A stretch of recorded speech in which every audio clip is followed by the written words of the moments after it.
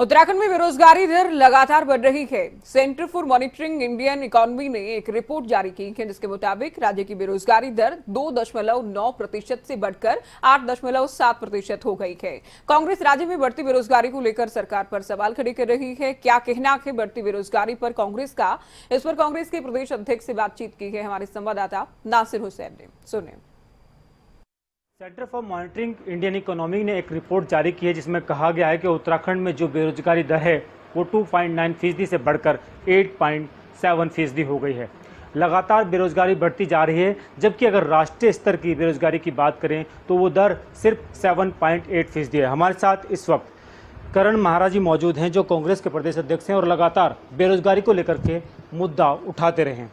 किस तरीके से देखते हैं जिस तरह की रिपोर्ट्स आई? देखिए, चिंता करने वाली बात है। जो राष्ट्रीय हमारा ये देखती है, वो संस्था ने ये कहा है कि 8.7 के आसपास बेरोजगारी दर पहुंच गई है उत्तराखंड की, और राष्ट्र की जो है वो 7 पॉइंट कुछ है। तो हम राष्ट्रीय बेरोजगारी दर से ऊपर चले गए हैं। ये चिंता का विषय है। ये चिंता का विषय इसलिए भी ज़्यादा है गंभीर उत्तराखंड को लेकर, क्योंकि हमारे यहाँ पलायन की समस्या पहले से, गाँव खाली हो रहे हैं, सुविधाएं नहीं हैं, सड़कें नहीं हैं, पानी नहीं है, अच्छे स्कूल और अस्पताल नहीं है, और ऊपर से रोज़गार नहीं है। और जिस कदर बेरोजगार महंगाई बढ़ रही है, उससे लोगों का जीवन यापन और मुश्किल हो गया है। सरकार के कोई कदम ऐसे नहीं दिखाई दे रहे जिससे बेरोजगारी की दर खत्म हो। जो ग्रामीण क्षेत्रों में लोग हैं, पलायन रोकने की बात सरकार करती है, पर कोई वहाँ के नागरिकों के लिए, वहाँ के युवकों के लिए, नवयुवक नवयुवतियों के लिए कोई ऐसी रोजगार की नीतियाँ सरकार बनाने में सफल रही है जिससे वो गाँव में रुकें, गाँव में टिकें। पहले फॉरेस्ट में कुछ नियुक्तियां निकलती थी जो जंगल की आग से बचाने का काम करती थी, भले ही वो टेम्परेरी होता था, वो भी ख़त्म कर दिए हैं। छोटे ठेकेदार ख़त्म कर दिए गए हैं। तो रोज़गार का कोई साधन नहीं है। और जैसे पैरामेडिकल के बच्चे हैं, अभी आपके सामने उन पर लाठीचार्ज हुआ था, वो लगातार अपनी नौकरियों की बात करें। पूरे कोरोना काल में सरकार उनसे फ़ायदा लेती रही, मदद लेती रही, उनने अपनी जान को खतरे में डाला, और जब उनकी बारी आती तो लाठीचार्ज होता है। जिनको कोरोना वॉरियर्स कह रहे थे, जिन पर फूल बरसाए जा रहे थे लाल किले में, उनके ऊपर लाठियाँ बरसा रही है ये चुनाव के बाद सरकार। तो ऐसे में नहीं समझा, और सरकार गंभीर नहीं है। खेल से जुड़े हुए लोगों को 4% आरक्षण की बात सरकार ने चुनाव से पहले किया और जियो कर दिया था, वो आज तक इम्प्लीमेंट नहीं हुआ। इन्होंने कहा था कि जो उत्तराखंड राज्य आंदोलनकारी उनको भी कुछ कोटा देने की बात की, वो आज तक उसका जियो इम्प्लीमेंट नहीं हुआ। तो ये सारी चिंता के विषय हैं, और नियुक्तियां हैं नहीं। एक तरफ अग्निवीरों की बात करें, हमारे उत्तराखंड में तो फौज से चलता है साहब गांव।